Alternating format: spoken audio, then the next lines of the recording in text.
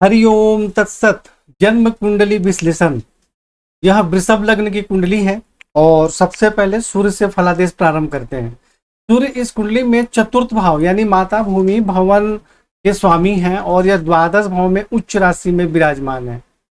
तो जिसके कारण ऐसे व्यक्ति जन्म स्थान से दूर निवास करते हैं या जन्म स्थान से दूर निवास करते हैं। बाहरी स्थानों के संपर्क से जीवन में उन्नति एवं सफलता प्राप्त होती है। परंतु यहाँ सूर्य जो है वह राहु के साथ विराजमान है और इस पर केतु की दृष्टि भी है। और सूर्य अकेले यदि उच्च राशि में होते तो यह माना जाता है कि जन्म स्थान से दूर या बाहरी स्थानों के संपर्क से जीवन में उन्नति एवं सफलता प्राप्त होती है। लेकिन वहां जाकर यह राहु केतु से पीड़ित हो गए, जिसके कारण बाहरी स्थानों के संपर्क से भी परेशानी होती है। माता भूमि भवन के सुख में भी कठिनाई एवं परेशानी होती है। आंखों से संबंधित भी बीमारी होने की संभावना रहती है और अत्यधिक एवं फिजूल खर्च के कारण भी परेशानी होती है।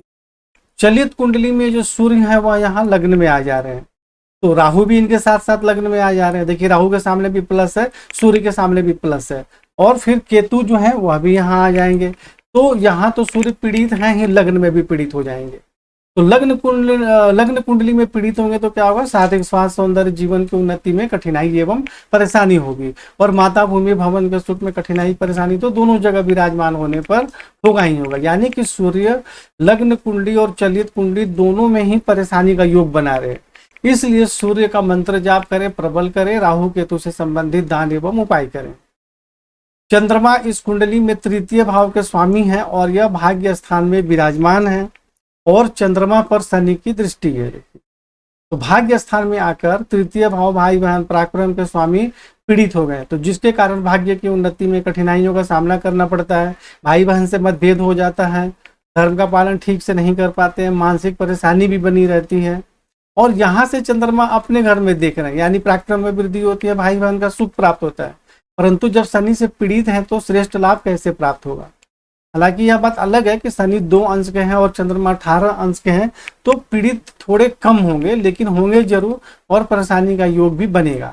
और चलित कुंडली में जो चंद्रमा है, देखिए चंद्रमा के सामने प्लस है, यानी चलित कुंडली में चंद्रमा यहाँ आ जा रहे हैं। तो यहाँ जब आएंगे तो यहाँ आने के बाद फिर केतु भी चलित कुंडली में यहाँ आ जाएंगे तो पीड़ित नहीं होंगे। तो चलित कुंडली में क्या होगा कि ऐसे व्यक्ति को रोजगार के लिए भ्रमण करना पड़ता है। मतलब ऐसे व्यक्ति को ज़्यादा ही मतलब इधर उधर भागना, दौड़ना, व्यापार के कार्य के लिए या ट्रेवल करना, ये सब चीज़ों मतलब करना पड़ता है। मंगल जो है इस कुंडली में द्वादश भाव के स्वामी है और सप्तम भाव के स्वामी है, यानी पत्नी, वैवाहिक जीवन, दैनिक व्यवसाय और खर्च के स्वामी है और लग्न में विराजमान है। लग्न में विराजमान है और इस पर जो है शनि की दृष्टि है। मंगल जो है लग्न में विराजमान हो गया, इस पर शनि की दृष्टि है और मंगल की दृष्टि शनि पर है। और चलित कुंडली के अनुसार भी राहु यहाँ आ जा रहे हैं, मंगल यहीं रह रहे हैं, चलित कुंडली में नहीं बदल रहे हैं। यानी कि मंगल जो है लग्न में शनि से, राहु से, केतु से, लग्न कुंडली और चलित कुंडली दोनों के अनुसार पीड़ित हो रहे हैं। तो जिसके कारण शारीरिक स्वास्थ्य, जीवन की उन्नति में कठिनाई एवं परेशानी होती है। स्वास्थ्य संबंधित भी परेशानी होती है, चोट इत्यादि भी लगने की संभावना रहती है, स्वभाव भी उग्र हो जाता है और वैवाहिक जीवन के सुख में भी कठिनाई एवं परेशानियों का सामना करना पड़ता है।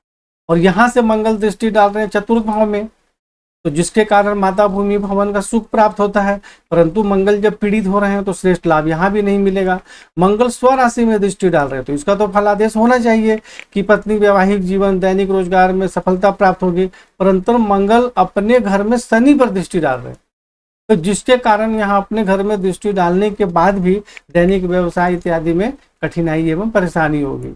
और अष्टम भाव में दृष्टि डालने के कारण आयु में वृद्धि होती है, उसके क्षेत्र में सफलता प्राप्त होती है। परंतु मंगल यहाँ पीड़ित है राहु, केतु और शनि से, जिसके कारण श्रेष्ठ लाभ प्राप्त नहीं हो पाता है और ऐसे में जीवन की उन्नति में भी परेशानी होती है और स्वास्थ्य में भी परेशानी होती है।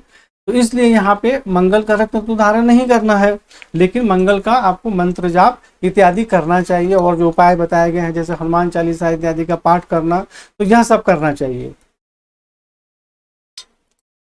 और जो है राहु केतु से संबंधित दान एवं उपाय करना चाहिए।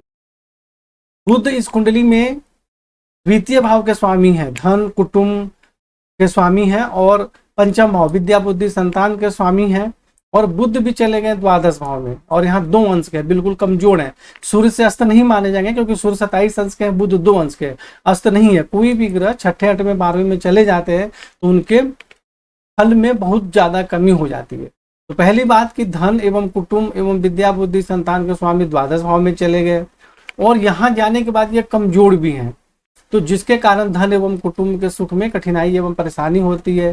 धन का संग्रह नहीं हो पाता है, खर्च अधिक रहता है, और विद्या बुद्धि संतान के सुख में भी कठिनाई एवं परेशानी होती है। तो यहाँ बुद्ध को प्रबल करना अत्यंत ही आवश्यक है। गुरु जो है इस कुंडली में एकादश भाव आमदनी के स्वामी है, और अष्टम भाव आयु के स्वामी है, और गुरु जो है 9वें भाव में अपने नीच राशि में विराजमान है। परंतु गुरु यहाँ 22 अंश के हैं, 5 अंश के ऊपर होने के बाद गुरु नीच नहीं माने जाते हैं। और गुरु जहाँ नीच राशि में विराजमान है, इसके स्वामी लग्न से केंद्र में विराजमान है, इसलिए यहाँ पर गुरु का जो है नीच भंग हो जा रहा है, या गुरु को नीच नहीं माना जाएगा। तो कुछ कठिनाइयों के साथ भाग्य की उन्नति होती है, धर्म का पालन करते हैं, और आयु में भी वृद्धि होती है, आमदनी के क्षेत्र में भी सफलता प्राप्त होती है। लग्न में दृष्टि डालते हैं तो जिसके कारण स्वास्थ्य से संबंधित कुछ सामान्य परेशानी होती है, परंतु मान सम्मान प्रतिष्ठा भी प्राप्त होती है। और यहाँ से जब दृष्टि डालेंगे तृतीय भाव में तो पराक्रम में वृद्धि होती है, भाई बहन का सुख प्राप्त होता है। पंचम भाव में दृष्टि के कारण विद्या बुद्धि संतान का भी सुख प्राप्त होता है। इसलिए एक ही ग्रह के फलादेश को आखिरी निर्णय नहीं मानना चाहिए। जैसे पंचम भाव का स्वामी बुध द्वादश भाव में है, तो यहाँ बताया गया कि विद्या बुद्धि संतान के सुख में कमी होती है, परंतु गुरु यहाँ दृष्टि डालकर उसके क्षेत्र में लाभ भी दे रहे हैं। और चलित कुंडली में जो गुरु है वो यहाँ आ जा रहे हैं, 10वें भाव में आ जा रहे हैं। तो यहाँ आने के कारण जो है रोजगार के क्षेत्र में सफलता प्राप्त होती है, और आमदनी के क्षेत्र में भी सफलता प्राप्त होती है। तो यहाँ गुरु का जो है आपको कुछ सामान्य उपाय बताए गए हैं, वह करना है आपको। इसका रत्न इत्यादि धारण करने की आवश्यकता नहीं है। शुक्र इस कुंडली में लग्नेश है, सबसे मुख्य ग्रह है, और शुक्र एकादश भाव में उच्च राशि में बैठे हैं, और 17 अंश के भी हैं। यह बहुत अच्छा योग है। शारीरिक स्वास्थ्य, सौंदर्य, सम्मान एवं प्रतिष्ठा में वृद्धि होती है। आमदनी बहुत अच्छी होती है, नौकरी में भी सफलता प्राप्त होती है, शत्रु पक्ष पर भी प्रभाव रहता है, और पंचम भाव में दृष्टि के कारण विद्या बुद्धि संतान का भी सुख प्राप्त होता है। तो शुक्र इस कुंडली में सबसे अच्छी स्थिति में है, और बहुत ही श्रेष्ठ लाभ प्रदान कर रहे हैं। आमदनी का भी योग बना रहे हैं, और जीवन में उन्नति का भी योग बना रहे हैं। शनि जो है इस कुंडली में सबसे मेन राजयोग कारक ग्रह होते हैं, क्योंकि ये 9वां भाव एवं 10वां भाव के स्वामी होते हैं, यानी भाग्य के स्वामी, पिता राज, रोजगार के स्वामी। और शनि मंगल के घर में विराजमान है 7वें भाव में, और इस पर मंगल की दृष्टि भी है, जैसा कि मैंने बताया। और चलित कुंडली के अनुसार केतु यहाँ आ जा रहे हैं, और राहु यहाँ आ जा रहे हैं, तो फिर राहु केतु से भी पीड़ित हो जा रहे हैं। तो यहाँ पे शनि पीड़ित हो जा रहे हैं, और शनि मंगल को देख रहे हैं तो मंगल को पीड़ित कर रहे हैं। हालांकि मंगल और शनि में अंशात्मक दूरी ज्यादा है, लेकिन कुछ न कुछ तो परेशानी का योग रहेगा ही। बहुत ज्यादा 100% न रहे, लेकिन 20% तो रह सकता है। तो यहाँ भी शनि जो है वह राहु केतु मंगल के माध्यम के द्वारा पीड़ित हो रहे हैं, तो जिसके कारण वैवाहिक जीवन में परेशानी होती है, भाग्य की उन्नति में भी कठिनाइयों का सामना करना पड़ता है, रोजगार में भी कठिनाई एवं परेशानी होती है, क्योंकि रोजगार के स्वामी और भाग्य के स्वामी है, राजयोग कारक ग्रह है।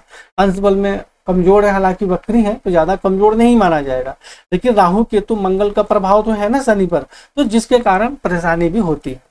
और यहाँ से शनि अपने घर में दृष्टि डाल रहे हैं, तो भाग्य की उन्नति होगी, धर्म का पालन करते हैं, उच्च शिक्षा अच्छी प्राप्त होती है।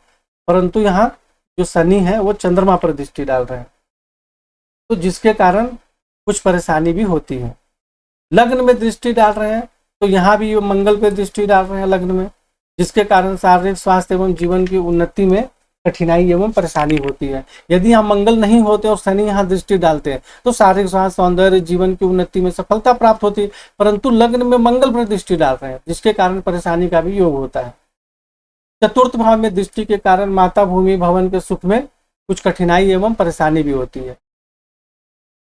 राहु जो है इस कुंडली में द्वादश भाव में सूर्य के साथ विराजमान है, जैसा कि मैंने पहले भी बताया था, तो जिसके कारण माता भूमि भवन के सुख में कठिनाई एवं परेशानी होती है। अत्यधिक एवं फिजूल खर्च के कारण भी परेशानियों का सामना करना पड़ता है, आंखों से संबंधित भी परेशानी होती है। और यहाँ से चतुर्थ भाव में दृष्टि के कारण माता भूमि भवन के सुख में कठिनाई एवं परेशानी होती है।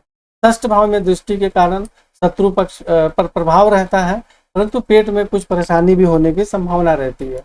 और अष्टम भाव में दृष्टि के कारण स्वास्थ्य एवं आयु के संबंध में भी कुछ परेशानी होती है।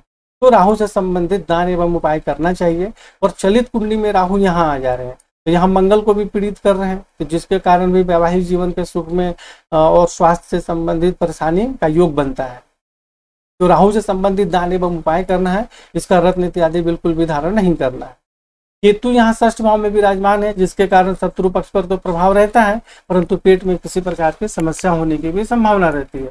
यहाँ से दसम भाव में दृष्टि डालते हैं, जिसके कारण रोजगार के क्षेत्र में कठिनाई एवं परेशानी होती है। और द्वादश भाव में सूर्य पर दृष्टि के कारण माता भूमि भवन के सुख में परेशानी होती है। अत्यधिक एवं फिजूल खर्च के कारण भी परेशानी होती है, और आंखों से संबंधित परेशानी होती है। पैर के सबसे निचले भाग में भी चोट इत्यादि लगने की संभावना रहती है। और यहाँ से द्वितीय भाव में दृष्टि डाल रहे हैं, जिसके कारण कुछ कठिनाइयों के साथ धन एवं कुटुंब का सुख प्राप्त होता है। और चलित कुंडली में केतु कहाँ आ जा रहे हैं, सप्तम भाव में शनि के साथ आ जा रहे हैं। तो यहाँ जब शनि के साथ केतु आ जाएंगे तो वैवाहिक जीवन में परेशानी होती है, यूरिन से संबंधित भी परेशानी होने की संभावना रहती है। और जब केतु यहाँ आएंगे तो यहाँ से सीधे लग्न में भी मंगल को देखेंगे, तो फिर शारीरिक स्वास्थ्य और जीवन की उन्नति में परेशानी होती है, स्वभाव भी उग्र हो जाता है, और चोट इत्यादि भी लगने की संभावना रहती है। तो इसलिए राहु केतु से संबंधित दान एवं उपाय करना अत्यंत ही आवश्यक है। तो इस प्रकार आपको जो फलादेश कुंडली में लिख कर दिए गए हैं उसको यहाँ समझा दिया गया, और इन दोनों को देखने के बाद आप हमें तुरंत फोन करें और फोन से चर्चा करें। हरिओम तत्सत।